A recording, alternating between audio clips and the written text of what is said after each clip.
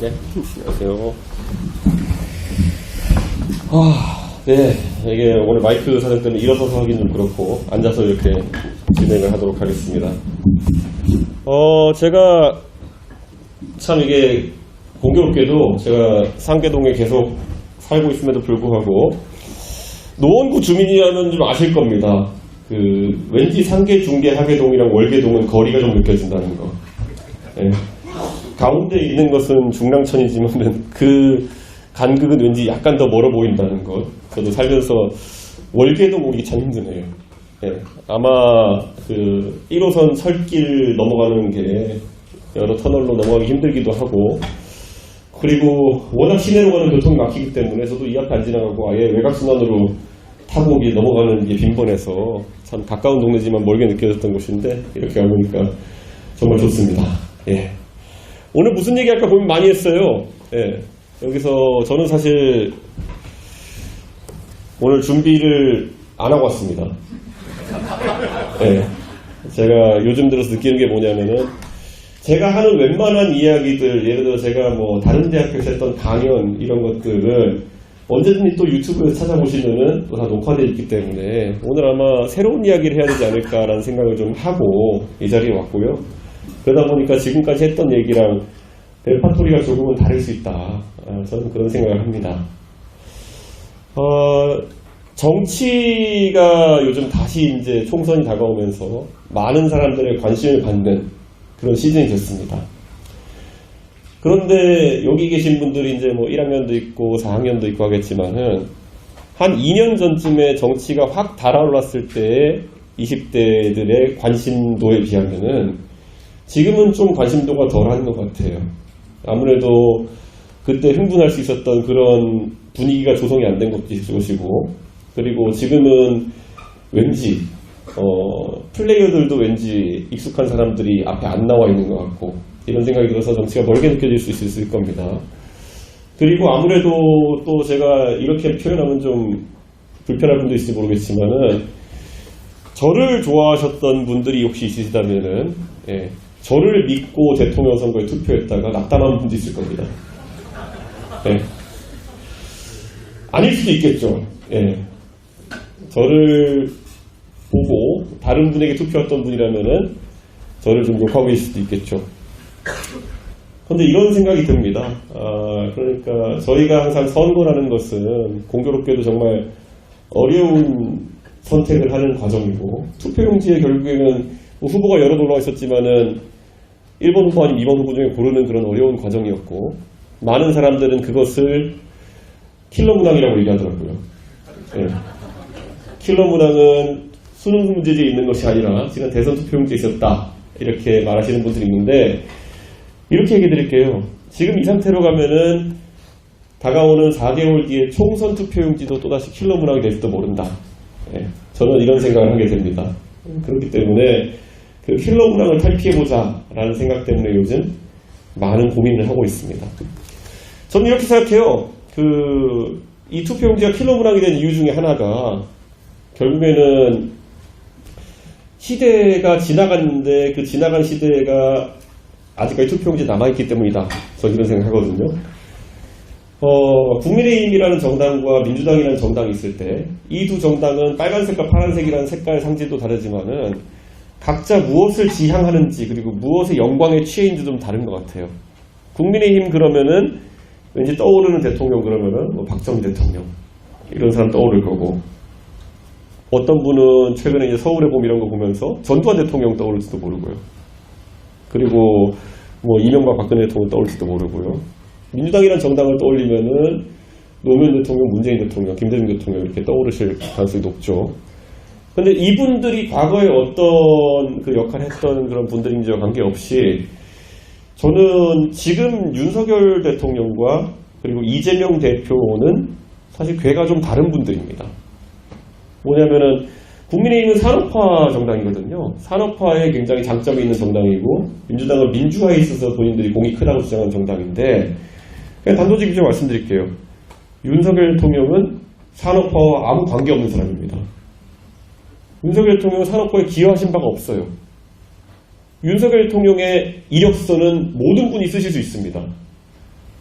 대학교 졸업, 9번 시험 응시, 26년 검찰, 그 다음 대통령. 이력서가 간단하잖아요. 이재명 대표도 민주당의 대선 후보 중에는 아마 처음으로 민주화 운동이랑 아무 상관없는 사람일 겁니다. 뭐 이재명 대표가 여러 가지 뛰어난 점이 있으시기 때문에 대표까지 하시고 대선 후보까지 하셨겠죠. 복지나 행정 이런 부분에 있어서는 뛰어난 분이시겠죠. 그런데 이재명 대표가 민주화 운동을 했다는 이력은 어디서도 전 들어보지 못했습니다. 그렇기 때문에 양당이 굉장히 새로운 도전을 한 거죠.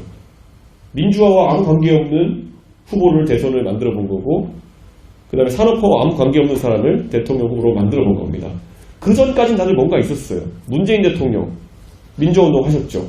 그리고 잘 아는 것처럼 노무현 대통령의 동반자이자 친구였고, 박근혜 대통령 생각해보시면은 박근혜 대통령은 산업화를 본인이 직접 하시지 않았지만은 박정희 대통령의 딸이라는 그런 영광스러운 그런 유산이 있었죠. 그 앞에 이명박 대통령, 드라마에도 나오는 현대라는 그룹을 일으키는데 큰 공헌을 했던 영웅적인 기업인이었죠. 김영삼, 김대중 대통령, 민주화 영웅이었죠. 그러니까 저는 이런 것들을 보면서 우리가 어쩌면 이제 드디어 아주 굵직굵직한 영웅이 아닌 사람들을 이제 대통령으로 뽑아야 되는 시대가 왔다. 저는 그런 생각을 합니다. 그렇기 때문에 저는 앞으로 우리 투표용지가 갈수록 더 어려워질 수밖에 없다라는 생각이죠. 지금 여권에 보면은 대선 주자 1위 하고 있는 분이 오늘도 이제 한동훈 장관이 국회 가서 이제 말씀 많이 하셨던데, 어쩌면 지금까지의 한동훈 장관의 이력이라고 하는 것은 윤석열 대통령보다도 덜 굴곡졌을 수도 있습니다. 아까 제가 윤석열 대통령 이력서를 다시 말씀드리면요. 서울대 법대 졸업, 9번 시험, 검찰 26년, 대통령이거든요. 근데 우리는 적어도 여기서 윤석열 대통령이 고난을 겪었던 점이 뭔지 알고 있어요. 9번 시험 보시고 나중에 자신을 임명해준 문재인 대통령에 대해서도 할 말은 했던 대통령, 스타 검사로 저는 기억하고 있는 거죠. 그게 우리가 윤석열 대통령에 대해 가지고 아, 저분은 믿고 대통령을 맡겨도 되겠다라고 생각했던 지점이죠. 근데 지금 대선 주자로 1등을 구가하고 계신 한동훈 장관 같은 경우에는 이력서가 더 간단해요. 네. 대학 졸업, 검사, 법무부 장관, 이제 대선 나가실 것 같아요. 이 더 간단해진 이력서 속에서 우리는 더 이제 뭐라고 해야 될까, 영웅이 아니라 아주 공무원 같은 이런 대선 후보들을 마주하게 될지 모르죠. 이재명 대표도 뭔가 굴곡이 있는 삶을 살았다는 걸 기억하고 있잖아요. 어릴 때 고향을 옮겨가지고 검정고시로 대학을 들어가시고, 그리고 소년봉으로 일하시다가 다치시고 이런 이력들을 우리가 알고 있잖아요. 근데 그것보다 덜 굴곡진 분들이 아마 앞으로 민주당의 대선 후보를 하지 않을까, 저는 그렇게 생각합니다. 그러니까 어찌 보면요, 우리가 이제 서사와 스토리로 이제 정치를 만들어내는 시대가 아닐 수도 있겠다. 저는 그런 생각을 하게 되는 겁니다. 누가 더 우리의 시대 정신을 잘 구현하고 가치를 잘 구현할 것인지에 대한 고민을 해야 되는 거겠죠. 지금 만약에 우리가 아무리 민주당이 민주화 정당이고 그리고 국민의힘이 산업화 정당이라 해가지고 갑자기 어느 국민의힘의 후보가 나타나가지고 제가 대통령이 되면은 7% 성장을 만들어내겠습니다. 그러면 약간 정신 나간 사람이라 생각하겠죠. 예. 지금 7% 성장을 어떻게 만들어냅니까? 진짜 갑자기 석유가 쏟아져 나오는 의지하기 힘든 그런 상황일 텐데. 마찬가지로 지금 우리나라의 정치 민주화의 수준은 상당히 높게 올라와 있습니다. 우리나라는 선거권과 피선거권이 지켜지고 일부 당내 선거에서는 지켜지지 않지만은 대통령을 뽑을 때는 다 지켜집니다. 그렇기 때문에 정치 민주화는 상당한 수준에 이르렀는데 갑자기 민주당에 어떤 사람이 와가지고 저는 민주화 운동을 하겠습니다 이래버리면은 이것도 좀 안 맞는 거잖아요. 그럼 이제 우리는 새로운 시대의 아젠다를 찾아야 될 때가 왔다. 저는 이런 생각이고요. 지금 우리가 정치에서 흥미를 못 느끼는 이유 중에 저는 가장 큰 게 두 정당이 자기들이 잘한다고 생각하는 것들이 있는데 실제로 별로 잘하지 못해서 그렇습니다. 저는 85년생이거든요. 제가 처음 이제 정치라는 걸 귀동냥으로 듣게 됐을 때 저희 아버지가 습관적으로 하셨던 말씀이 있어요. 보수가 그래도 안보나 경제나 교육은 보수가 낫지.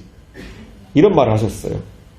그때는 제가 정치를 어렴풋이 처음 들을 때가 아마 김대중 대통령이 당선되실 쯤의 그런 분위기였어요. 근데 그때만 해도 사회적으로 왠지 민주당 아니면은 진보 세력 같은 경우에, 민주진보 세력 같은 경우에는 그런 방면에 불안한 느낌이 있었어요.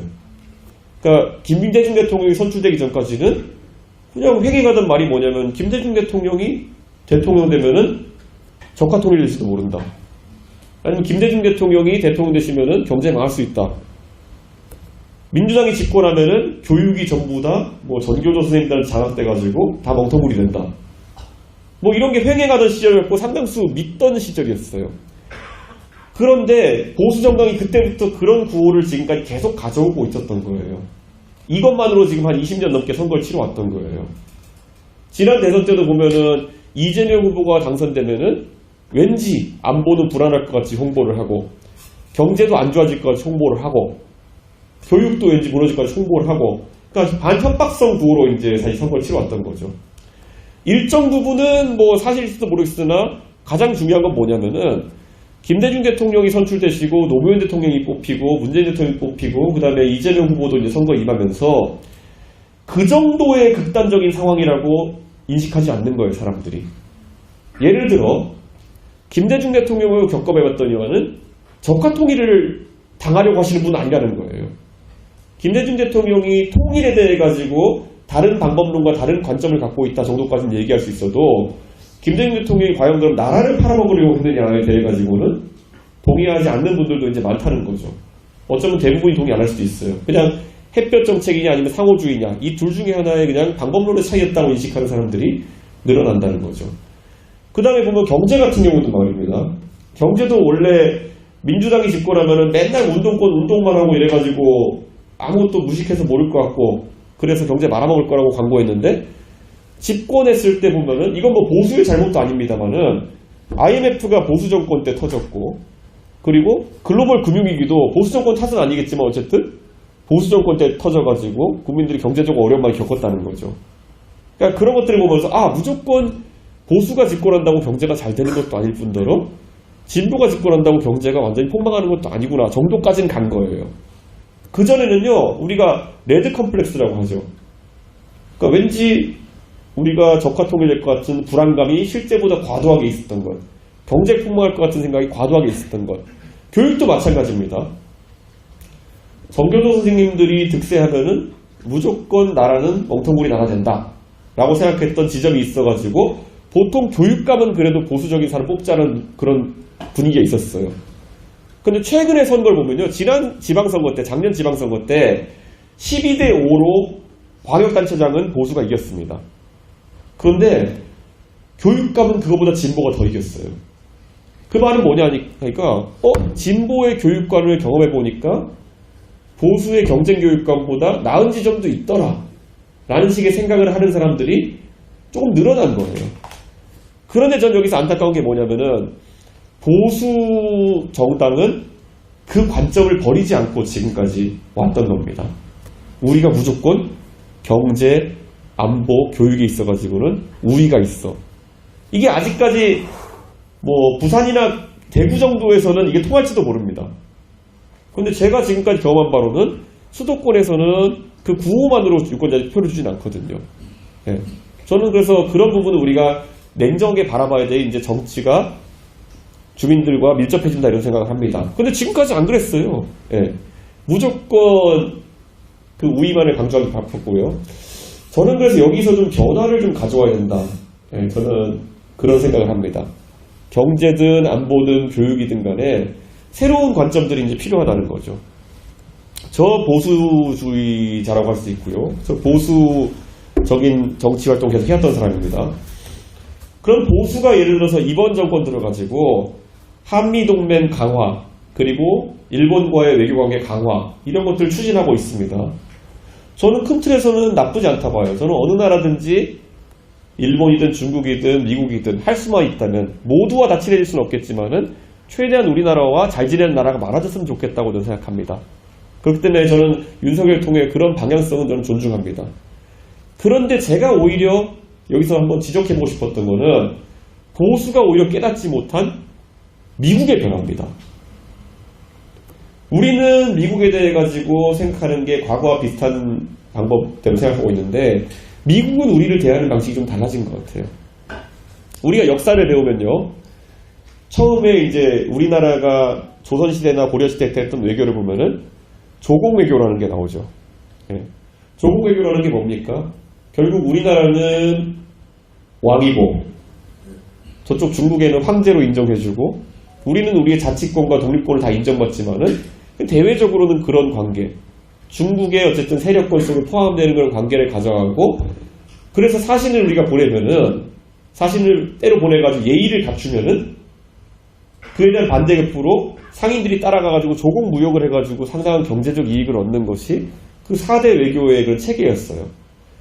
저는 한미동맹이 정확히 4대 외교의 관계는 아니었다고 생각합니다. 그래서도 안 되고요.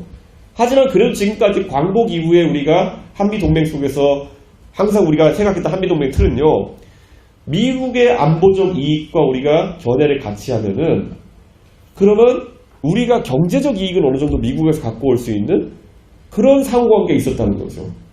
우리가 미국에 예를 들어서 베트남 전쟁을 할 때 우리가 거기에 보조를 맞추게 되면은 거기에 따라서 우리가 원조를 얻는다든지, 아니면 우리가 이라크 전쟁이나 아프가니스탄 전쟁에 뭐 자위튼 부대나 아니면은 뭐 아프가니스탄에 파병을 하게 되면은 반대로 경제적인 면에서는 미국이 어느 정도 우리가 수출을 많이 할 수 있도록 특혜도 베풀어주고 이런 게 있었다는 거죠.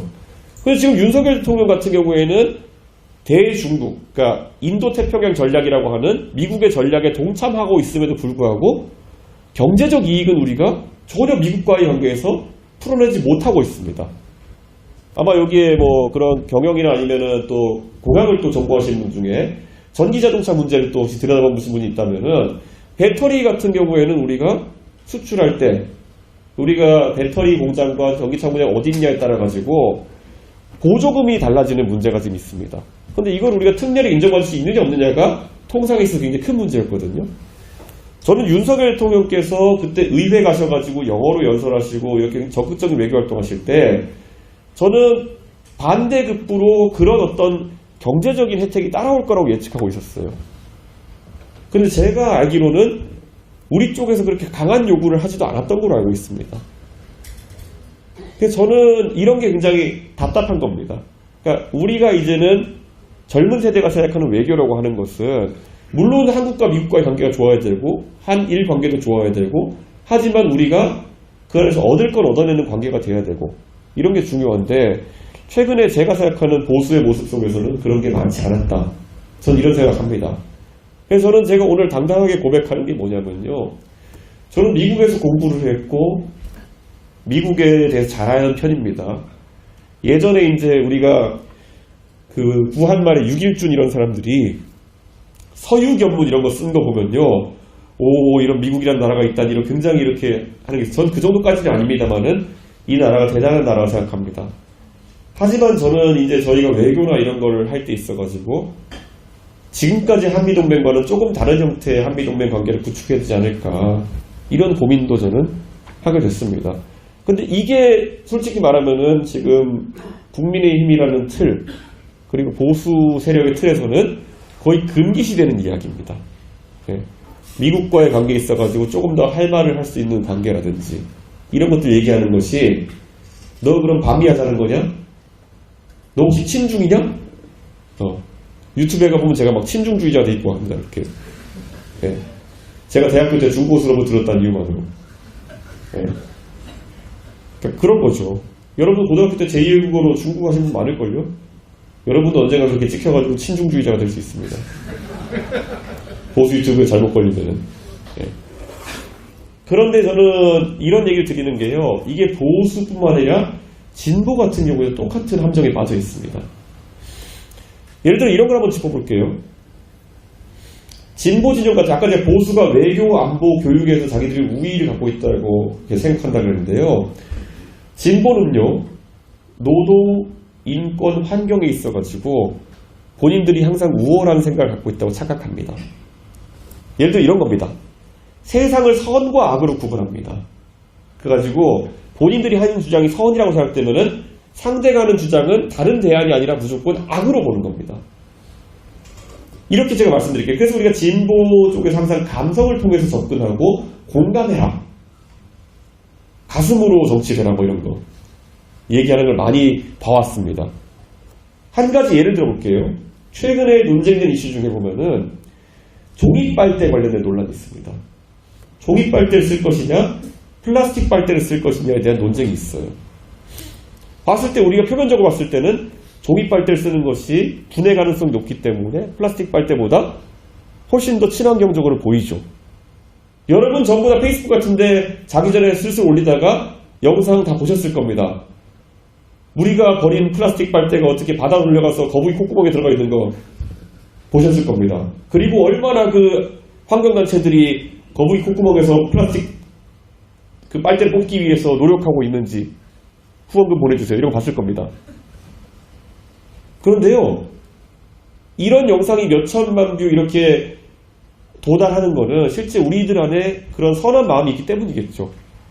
하지만 제가 봤을 때 오히려 실체적으로 그냥 문제를 해결할 때 거북이 콧구멍에 빨대가 안 들어가게 하는 방법은 종이 빨대를 쓰는 것보다는 다른 데 있을지도 몰라요. 그러니까 생각해 보십시오. 거북이 콧구멍에 빨대가 들어가는 이유는 바다로 흘러갔기 때문 아닙니까? 우리가 오늘 광운대에서 만약 플라스틱 빨대를 버린다면은 그게 바다에 흘러가는 시나리오는 어떤 시나리오일까요?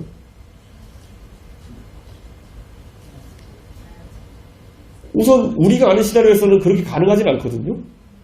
그런데 둘째로 뭐냐면은 이런 겁니다. 쓰레기 문제에 있어가지고 우리는 지금까지 땅값이 비싸다는 생각을 오랫동안 안 해왔기 때문에 우리나라는 어느 나라보다도 어느 선진국보다도 매립의 비중이 높은 나라입니다. 그러니까 매립을 하다 보면은 그게 어떻게 흘러가가지고 동물한테 먹힐 수도 있고 바다가 아니더라도 영향을 수 있는 건데 보통 선진국형으로 가서 도시화가 진행되는 나라들 같은 경우에는 소각을 중심으로 진행합니다. 그러면은 우리가 봤을 때 거북이 콧구멍에 빨대가 안 꼽히게 하려고 그러면은 플라스틱 빨대 대신 종이 빨대를 쓰자보다는 현실적으로 소각의 비중을 높이는 것이 더 정확한 방법일 수도 있는 겁니다. 근데 이런 것들에 대해 가지고 저는 선악의 문제가 아니거든요. 선악의 문제로 이런 것 접근하게 되면요, 너무 단순해요. 거북이 콧구멍 불쌍해, 플라스틱 쓰면 안 되겠다, 이렇게 가는 거죠. 후원금 보내야지, 이렇게 가는 거죠.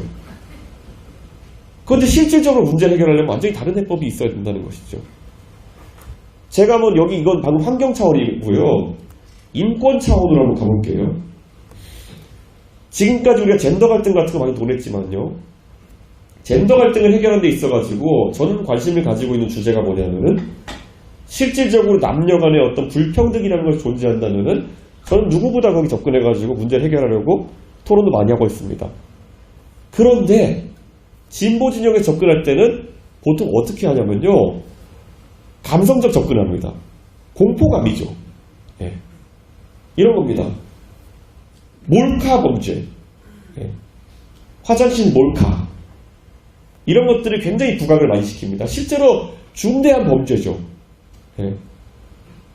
남이 화장실에서 볼일 보는 영상을 왜 보고 싶어 하는지 모르겠지만은 그런 걸 찍어서 유통시키는 사람들이 있다면은 굉장히 오랜 기간 동안 피해자에게 상처를 남기는 그런 것이 되기 때문에 근절돼야 되는 것은 누구나 공감할 겁니다.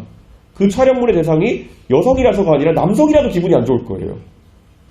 남녀노소를 가리지 않고 그런 영상이 돌아다닌다면 굉장히 기분 나쁘겠죠. 그러니까 이거는 젠더 이슈가 아니죠, 애초에. 다만 지금까지 통계적으로 피해자 중에 여성의 비율이 높다고 생각되기 때문에 여성들이 더 중요하게 생각하는 문제일 수 있죠. 자, 그러면 여기까지는 우리가 누구나 이거는 아주 문제라고 인식한다면은 그 다음에 이걸 해결하기 위한 해법이 무엇이냐거든요. 돌아가신 박원순 시장께서, 저는 박원순 시장과도 개인적인 친분도 있었습니다. 박원순 시장이 보통 나름 페미니스트다 선언도 하셨고, 그래서 박원순 시장이 이런 문제에 관심이 많으셨어요. 그래서 박원순 시장이 시장하실 때 어떤 해법을 제시하셨냐면은 그 50대, 60대 아주머니들을 고용해가지고 뭐 이렇게 옷, 유니폼 맞춰 입은 다음에 서울에 있는 한 6만 개인가요 하는 공공화장실을 뒤져가지고 몰카 탐지 사업을 하십니다. 그래서 수십억의 비용을 쓰십니다. 그래서 그때 기사 찾아보시면 나와요. 그 6만 몇 개의 화장실을 뒤져가지고 수십억의 예산을 통해서 단 하나의 몰카도 찾아내지 못했습니다. 그러면 우리는 그것에서 어떤 결론 내려야 될까요? 아! 서울의 공공화장실은 안전하구나. 이런 마음이 드는 혹시 분 계신가요? 근데 정치인으로서는 이런 겁니다. 저는 그걸 듣자마자 저게 무슨 실효가 있지? 몰카가 몰카이면 몰래 찍으니까 그런 건데 가서 어떻게 그걸 다 탐지해가 찾아내지? 뭐 3개를 찾은다 하던 건 다 찾은 건가? 저는 근본적으로 그러니까 이게 해법이 아닌데도 불구하고 보통 그쪽으로 표가 가죠. 예. 저는 공대생이니까 저는 다른 해법을 만약 제시할 겁니다. 저는 여기서 우리가 봤을 때 촬영도 문제지만 유포가 문제 아니겠습니까? 그래서 유포를 어떻게 막을 수 있냐 이런 거 있어가지고 저는요 오히려 이런 것을 완전하게 근절하기 위해 가지고는 그 원래 기술적으로 보면은 디지털 워터마킹이라는 기술이 있어요. 예를 들어 여러분이 영상을 이렇게 보면은 영상이라는 게 무수하게 많은 픽셀로 이루어져 있거든요. 근데 그 영상 속에다 여러분이 눈으로 식별하지 못할 만큼의 QR코드를 심을 수 있는 방법이 있습니다. 그렇게 하면은 예를 들어서 그것이 촬영된 카메라나 아니면 핸드폰의 일련 번호를 보이자 형태로 기록할 수가 있습니다. 그러면 예를 들어 촬영자 같은 것이 특정될 수도 있겠죠. 그리고 만약 유포가 된다고 했을 때 그것을 어떻게 식별해가지고 빨리빨리 삭제할지 같은 것들, 올라가는 공간에 대해서 추적을 빨리 할지 같은 것도 알아낼 수 있겠죠. 저는 그런 겁니다. 제가 이런 얘기했을 때 기술적인 면이 많기 때문에 아마 같이 울어주고 공감하고 모자 입혀가지고 아주머니들을 몰카 찾아라 내보내는 것보다는 공감력이 떨어지는 해법처럼 볼 수 있을 겁니다. 저는 다른 얘기합니다. 훨씬 효율적인 방법일 겁니다. 그러니까 저는 앞으로 정치가 결국에 문제를 해결하기 위해서는요, 마음을 사는 것에 그쳐서는 안 된다. 물론 표는 마음을 사는 행위지만은 우리 대부분의 정치인이 마음을 사는 행위 정도까지만 발달해 있다 이런 생각을 합니다. 해법을 내는 정치를 해야 되는 것이고 저는 그걸 정말 해보고 싶었던 겁니다. 그리고 지금도 그걸 하고 싶고요. 저는 이렇게 생각해요. 결국에는 아까 말했던 노동환경 인권 같은 것도요. 계속 선한 마음을 주장하는 형태의 또는 공감을 잘한다는 취지의 그런 진보적인 마인드로는 문제 자체가 해결되지 않는다라는 인식도 갖고 있습니다. 제가 아까 저랑 친분이 있는 분이라서 정말 언급하기 죄송하지만은 결국 그렇게 해서 페미니스트 운동을 많이 하셨던 박원순 시장이 안타깝게 돌아갔을 땐 계기도 너무 뜻밖이지 않았습니까? 그러니까 저는 이런 걸 계속 얘기하면서 더 이상 우리 정치가 비생산적이고 공감 능력만 양산시키려고 하는 그런 정치가 돼서는 안 된다. 저는 그런 생각을 하는 겁니다. 이게 얼마나 무능력한 정치인지. 제가 오늘 노원구에 왔으니까 노원구 얘기 잠깐만 섞어보자면요. 거의 노원구에 있어가지고 노원구에 거주하시는 분이 알겠지만은 창동 차량기지라고 하는 그 6글자는요. 거의 모세에게 있어서 가나안 땅과 비슷한 그런 뭐가 있대버렸습니다. 거기에 그려진 청사진은 왠지 내가 살아있는 동안에 보지 못할 것 같아요. 모세는 모든 사람을 이끌고 가나안 땅에 가면 적각불이 흐른다고 했지만은 도대체 그 창동 차량기지에 언제 적각불이 흐르는지는 제가 죽은 뒤에 볼 것 같아요. 왜냐면 계속 적각불만 팔아먹고 있거든요. 네. 그게 왜 그렇겠습니까? 감성만 건드려서 그런 겁니다. 창동 차량기지에 일자리가 들어왔으면 좋겠습니다. 라는 구호를 얘기하는 것은 감성을 자극하는 거죠.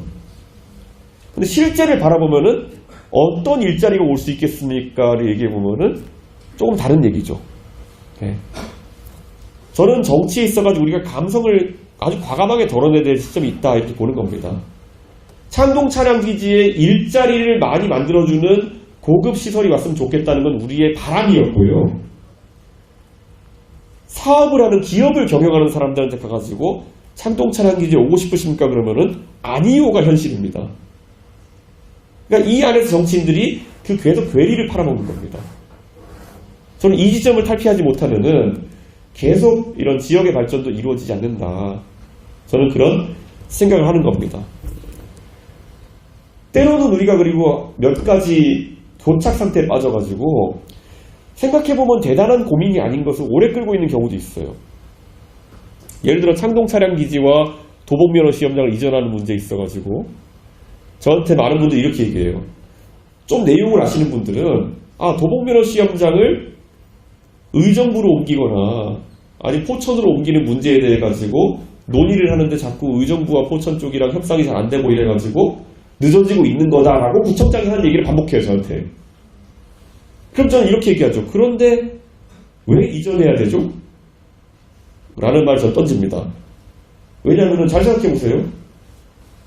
출산율이 지금 급전직하하고, 그래서 제가 봤을 땐 지금 신생아 수가 20년 전에 비하면은 40%가 줄었는데, 그러면 굳이 서울에 4개의 운전면허 시험장이 계속 유지되어야 될까?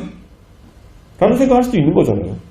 운전면허를 다른 사람 숫자 자체가 30%가까이 줄어들 텐데, 서울에 강서면허 시험장, 서부면허 시험장, 도봉면허 시험장, 강남면허 시험장 4개가 있잖아요. 그 중에 하나 정도를 없애도 되는 거 아닌가요? 도봉면허 시험장이 옆에 있어가지고 여러분이 편의를 받을 수 있는 거는 딱 한 가지입니다. 쯤 잃어버렸을 때 발급하도록 하기. 예. 왜냐면 면허는 평생 한 번 따는 거거든요. 여러분이 과도한 음주를 즐기지 않는다는 가정하에. 예. 평생 한 번 있을 나의 그 1시간 정도의 시간 단축을 위해 가지고 가나안 땅을 놔둘 겁니까? 저는 이게 오히려 구청장이나 아니면은 국회의원이나 책임있는 사람들이 먼저 이 방법으로 주민들을 선동해야 되는 거다 라는 생각하는데, 거꾸로잖아요. 오히려 이거 죽을 때까지 우리 가나안에 가지 못하는 이유는 의정부가 면허시험장 안 받아서 그렇다라고 그냥 핑계를 여러분이 복제해가지고 계속 퍼뜨리고 있잖아요. 저는 이런 게 정치가 비생산적인 이유라 저는 이렇게 생각하는 겁니다. 저는 그래서 앞으로는 우리가 젊은 세대가 살아가야 될 공간이라고 하는 것이 그렇게 탁상 공론을 할 만큼 녹록지 않은 공간이 될 것이다. 국민연금 문제 같은 것들 정말 심각하게 다뤄야 되는 것이거든요. 지금 보면은 항아리형 인구구조라고 하잖아요. 지금 장년층이 많고 젊은 세대가 줄어들고 있는 상황이라고 그러잖아요. 이 항아리형 인구구조를 계속 놔두면은요, 역삼각형 인구구조가 됩니다. 여러분이 국민연금을 부담할 때쯤 되면은, 아니면 여러분의 자녀가 국민연금 부담할 때쯤 되면요, 한 사람이 거의 한 5명 정도, 4명 정도의 국민연금을 부담해야 되는 그런 역삼각형이 나올 수 있어요. 그러니까 안 되는 거예요. 예. 지금부터 더 나아서 되는 것도 아니고요. 이미 안 나왔기 때문에 안 되는 거예요. 근데 이 제도를 유지할 수 없다는 솔직한 말을 왜 정치인들이 안 하느냐. 가족 오락관에 보면 나오는 그 호박폭탄 돌리는 거 비슷한 거거든요. 내가 들고 있을 때 안 터지면 되거든요. 근데 이걸 누구나 알고 있거든요. 근데 저는 제가 정치를 오래 한다는 가정하에 제가 정치한 동안에 무조건 터집니다. 네. 저는 이 호박폭탄을 벗어날 수가 없어요. 그래서 제가 다른 사람보다 더 이런 거에 대해서 먼저 얘기를 하고 먼저 해법을 고민하는 거죠. 그 직설적으로 얘기하는 거 아닙니까? 사기치지 말고 빨리 국민연금 문제에 대해 가지고 해법을 내놓아라. 적립식으로 더 해결되지 않는다. 우리가 연금개혁이라는 거창한 구호를 내세우지만요, 지금까지 연금개혁이라는 말을 하면서 진짜 개혁할 용기가 없는 사람들이 보통 꺼내는 용어가 뭐냐면은 더 내고 덜 받기식 개혁입니다. 이게 무슨 개혁입니까? 더 내고 덜 받으면 당연히 몇 년 더 가죠. 이게 어떻게 개혁입니까? 영화 마션 보면 이런 거 나와요. 며칠까지 버텨야 되는 식량이 없어. 그럼 대책이 뭡니까? 덜 먹어야지. 네. 그게 무슨 개혁입니까? 네. 굶어 죽지 않기 위해서 억지로 하는 거지. 국민연금이라는 체제에 있어가지고 우리가 이제 고민해야 될 점은요, 적립식으로 국민연금을 유지할 수 없으면은 그 다음 단계에서 우리가 고민해야 될 거는 세금 보조를 보조식으로 갈 수밖에 없습니다. 그게 이제 페이에즈유고 방식이라는 건데, 세금으로 결국 노령층의 기본 생활비를 보조하는 방식이에요. 이게 말로 하면 길고요, 줄여서 얘기하면 기본소득입니다. 기초노령연금이 이미 우리나라에 시행되고 있어요. 저는 제가 기본소득을 좋아하는 건 아닙니다만은 세금으로 보조해주면 거의 비슷해지는 거예요. 그러니까 이런 논의 같은 것이 활발하게 되어 있어야 되는데, 지금 보수 정당에서는 기본소득 논의하면은 너 이재명 좋아하지? 네, 뭐 이런 거 비슷하게 가는 거예요. 그런데 놀랍게도 국민의힘의 정강정책이라고 하는 것을 보면은 1번이 기본소득이에요. 김종인 위원장께서 알박기 해놓고 하신 건 아무도 몰라요. 국민의힘의 정치인들이 자기 정강정책을 안 읽으니까 몰라요. 1번이 기본소득인 거를. 그러니까 그러니까 이런 허망한 일이 발생하고 있는 겁니다. 저는 지난 대통령 선거는 우리 모두에게 재앙이었다 생각합니다. 예, 아까 제가 킬러 문항이었다고 제가 얘기하는데요.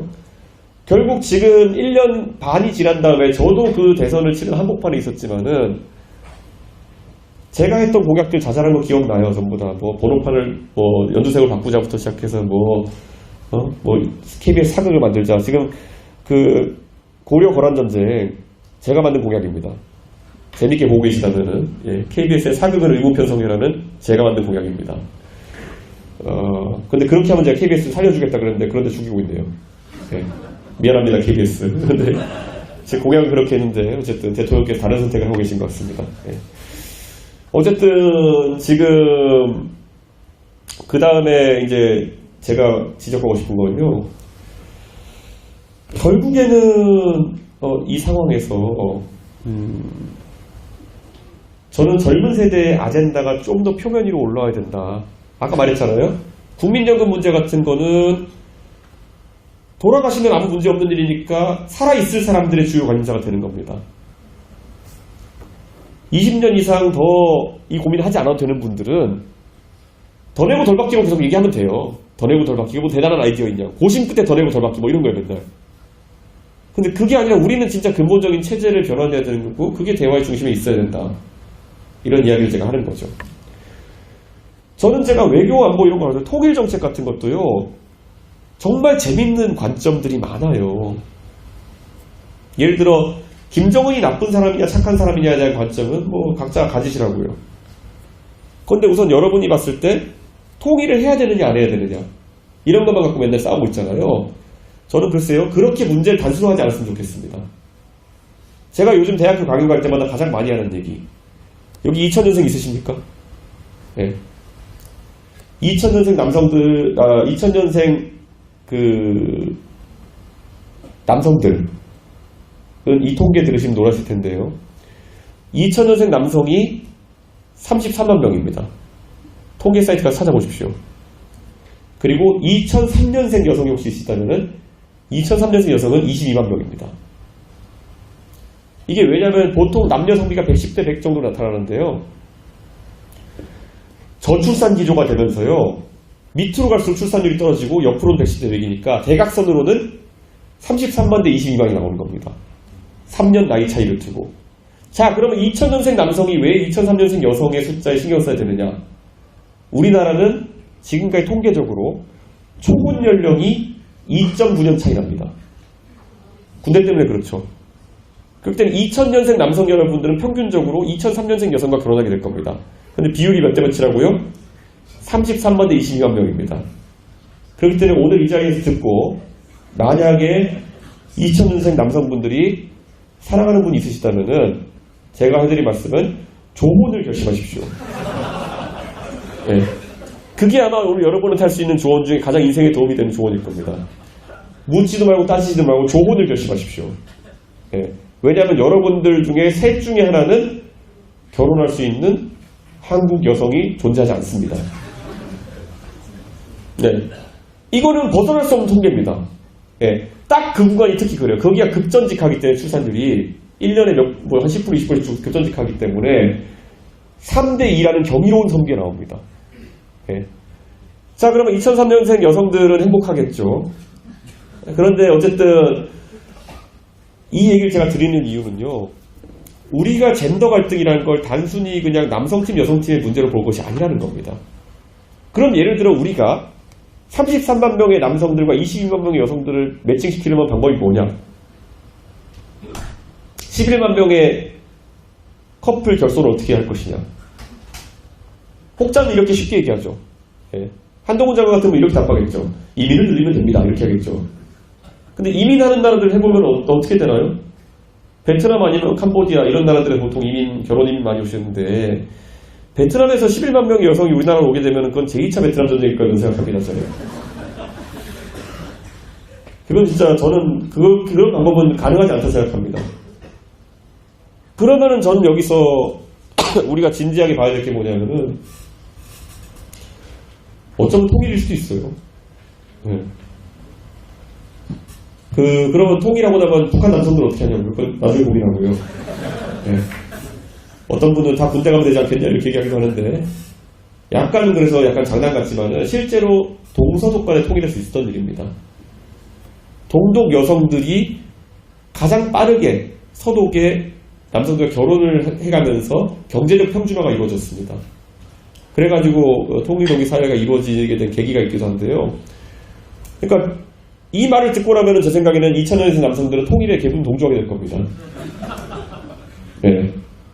그러니까 관점을 좀 재밌게, 오늘도 지금 다 웃자고 하는 얘기예요. 이거 약간 진지한 통계긴 한데요.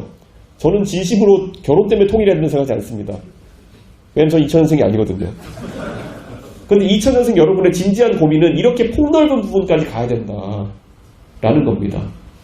저는 그 고민도 해야 된다고 보는 거죠. 자, 그럼 통일에서 또 한 가지 고민해볼까요? 통일을 진짜 하고 싶어졌다 칩시다. 그러면은 젊은 남성 중에 보면요, 또 이 굉장히 보수적인 사상에 강하게 존재하는 분들은요, 이런 얘기 하실 거예요. 예전에 서독과 동독이 통일한다면 이런 문제가 있었습니다. 동독이 서독에 사실상 흡수 통일됐기 때문에 동독의 서기장이었던 호네커라는 사람이 옛날에 동독의 서독으로 탈출하는 사람들을 동독 군인들이 쏴 죽이고 이랬던 것 때문에 서독 법정에 세워집니다. 그래가지고 재판을 받아요. 우리나라의 전두환 대통령처럼. 근데 재판 받다가 이제 죽어가지고 뭔가 처벌은 안 받았는데, 제가 그럼 여기서 한번 여쭤볼게요. 우리가 만약 통일을 한다면 두 가지가 있을 거예요. 북한이 붕괴돼서 하는 시나리오도 있고, 아니면 우리가 북한과의 어떤 협상을 통해 가지고 하는 시나리오도 있을 거예요. 만약 협상을 한다면은 여러분은 김정은에게 면책특권을 부여할 자신이 있습니까? 김정은은 본인이 지금 당당하게 본인이 천안함 폭침을 일으켰다고 주장하고 있어요. 그러면 우리가 김정은이 통일을 하기 위해서 우리에게 손을 내밀면 우리는 김정은에게 면책특권을 부여할 자신이 있습니까?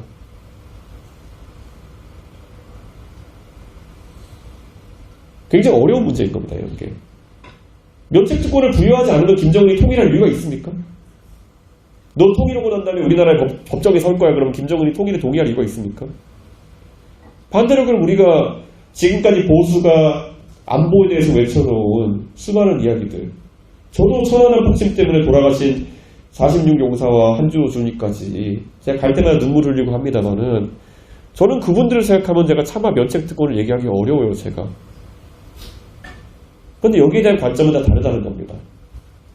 근데 이런 논의가 활성화하게 되게 되면은 모르겠습니다. 예를 들어서 김정은이 진심으로 반성하고 사과한다 그러면은 유가족들이 그걸 받아주실지도 모르고, 하지만 이런 게 어쩌면 우리가 잊고 있었던 통일에 있어서 가장 큰 벽일지도 모르는 겁니다. 예를 들어 우리가 통일을 하게 되면요, 우리는 현충원이 있죠. 우리 현충원은 국립묘지입니다. 그러면 평양에 있는 혁명열사릉을 동등하게 인정해 줄 겁니까?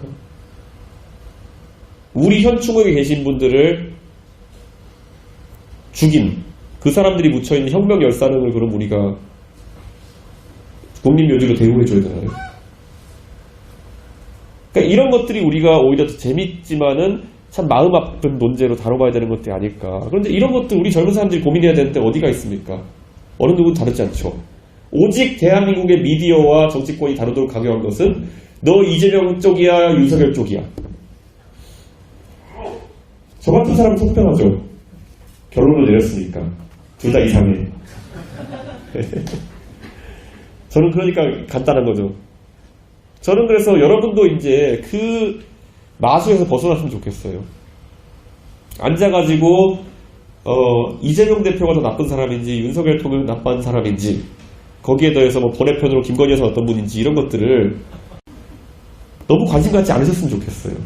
네. 저는 그런 어떤 선악구도의 경쟁이라든지 아니면 이런 것들이, 저는 잘못한 사람은 벌을 받아야 된다고 생각합니다. 제가 뭐 그분들이 잘못한 게 있다 그러면 면책을 하자는 게 아니에요. 하지만 그거야말로 우리 돈 받고 일하는 검사나 판사분들이 하셔야 되는 거고요. 우리가 해야 될 고민이라고 하는 거는 국민들이 총의를 모아야 되는 것들을 빨리 하나씩 논제로 올리는 겁니다. 저는 이게 굉장히 중요하다. 저는 그런 생각하기 때문에 대학교나 이런 데 갈 때마다 이런 아젠다들을 계속 던지는 거죠. 저는 이런 생각을 해요. 우리가 예를 들어서 젠더 이슈 같은 것들도 지난 대선 때 지방선거 때 다룰 때 얼마나 재밌는 것들이 테이블에 많이 올라왔습니까? 할당제는 오는 것인가? 아까 제가 말했잖아요. 2003년생 여성과 2000년생 남성은 2009년에 초혼 연령 격차가 있다는 것은 취업시장에서도 군대 때문에 비슷한 나이차로 만나는 겁니다. 그러면 2000년생 남성이 33만 명, 2000년생 여성이 22만 명인데 취업시장에서 남녀 동수 맞추자고 하면 그건 얼마나 빡센 경쟁입니까? 2000년생 남성에게. 근데 그런 것들을 지금 하자고 하는 분들도 있는데 거기에 반박하면은 너 여성혐오지 이렇게 나오는 겁니다. 예. 그러니까 우리가 이제 조심해야 될 거는요. 사회적으로 재미있는 논제를 꺼낼 때마다 그것을 배척하기 위해 가지고 꺼내는 단어가 뭐냐면은 상대방을 혐오로 몰고, 예. 그리고 어떤 싸가지론 같은 거 나오고 이렇게 하는 거거든요. 제가 이런 논제를 던지면 답할 수 없으면 보통 야 이 새끼야 이렇게 나와요. 예. 되게 어느 쪽으로 답하기 어려운 문제, 예를 들어 이재명이 좋아요, 윤석열이 좋아요 그러면 막 되게 당황해 하거든요. 그럴 때 보통 저한테 욕을 하더라고요. 그런데 굳이 말하자면요, 이런 논쟁은 절대 그렇게 끝내서는 안 되는 겁니다. 네. 사회 논쟁. 제가 전장현 문제를 이야기했을 때, 제가 1년 반 전쯤에 얘기했을 때, 저는 이렇게만 얘기했어요. 도대체 전장현이 본인들의 주장을 관철시키기 위해 가지고 4호선 지하철을, 그게 하루에 150만 명이 타는 지하철인데 4호선 지하철을 멈춰 세우는 방식으로 의견을 관철하는 것은 비문명적인 방식이다 라고 이야기했어요. 차라리 나랑 토론하자 이렇게 얘기했어요. 실제로 그래서 3번 토론했죠, TV에서. 근데 이 주장을 하는 것이 왜 장애인 혐오인지는 모르겠지만은 반박이 그렇게 나오죠. 너 혐오.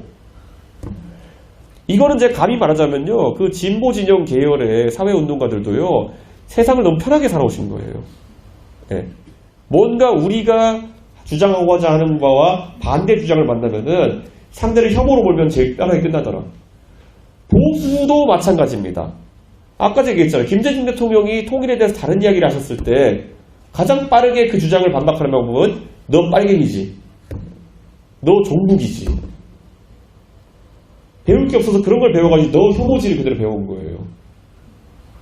근데 이런 식으로 담론이 흘러가가지고는 아무것도 해결할 수가 없다는 거죠. 저는 이걸 우리 사회에서 특히 여러분같이 많은 논쟁을 이제 경험해야 될 세대는 생각했으면 좋겠다. 저는 그런 마음을 갖고 있습니다. 대한민국이라는 곳에서 정치를 한다는 것이 쉽지 않습니다. 왜냐하면은 유명해지면 유명해질수록 더 엄격한 것들을 많이 요구합니다. 예. 여러분이 여기서 아마 여러분 지역구 국회의원이 누군지 아는 분도 있고 모르는 분도 있을 겁니다. 보통 아는 분이 한 20% 정도 있는 것 같은데 근데 그분에 대해서는 그분이 어떤 생각을 하고 사는지 별로 고민을 안 하실 겁니다. 가끔 현수막 건 것만 보고.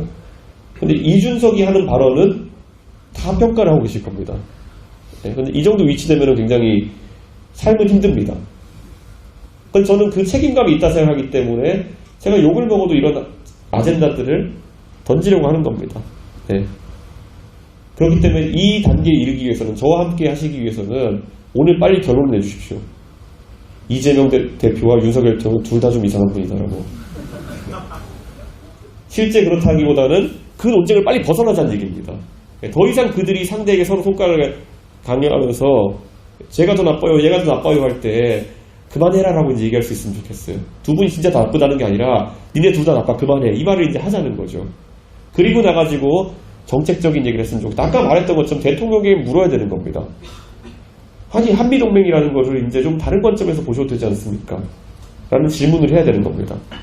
이재명 대표에게도 얘기해야 되는 겁니다. 이재명 대표가 대선 때 얘기했던 경제적 관점, 재명인의 마을의 기본소득은 돈이 들어오건 없지만 한 바퀴 돌고 나면 모두가 행복해집니다, 이런 거 뻥좀 치지 말라고요. 예, 그런 거 얘기해야 되는 겁니다. 그걸 할 수 있는 사람이 여러분 세대일 거라는 걸 보고 저는 그래서 많은 기대를 하고 있다, 이렇게 말씀드리겠습니다. 그래서 저는 정치를 하면서요, 여러분이 듣도 보도 못한 이런 논제들을 많이 던져보려고 합니다. 예. 그러면서 때로는 뭐 욕도 들어갈 테고 때로는 제 말이 틀렸다는 지적도 많이 받을 테고요. 그래서 제 생각을 교정할 때도 오긴 오겠죠. 근데 그게 정치라 생각합니다. 여러분이 주식 투자를 해보면은요, 여러분이 60%의 확률로 오르는 주식을 맞출 수 있으면은 여러분은 생애주기 수익률이 워렌 버핏보다 한 10배 될 겁니다. 60% 오르는 걸 맞출 수 있으면 그래요. 저도 제가 대한민국에 던지는 논제들에 대해 가지고 저는 많이 바라지도 않습니다. 제가 60% 정도의 맞는 방향성만 가지고 갔으면 좋겠다. 그럼 때로는 나머지 부족한 제가 틀린 40%는 다른 사람과의 논쟁을 통해 가지고 교정해가면서 저는 바른 정치할 수 있다. 저는 이렇게 생각합니다. 그래서 오늘 여러분이 또 만약에 이제 질의응답 질문 주시면은 제 생각도 그리고 여러분 생각 조합해가지고 가나무 모든 아마 어떤 특정한 주제에 대해 가지고 한 70%, 80%까지 맞는 지점에 도달할 수 있지 않을까. 저는 그런 기대를 해봅니다. 여기까지 하고 질문 받겠습니다.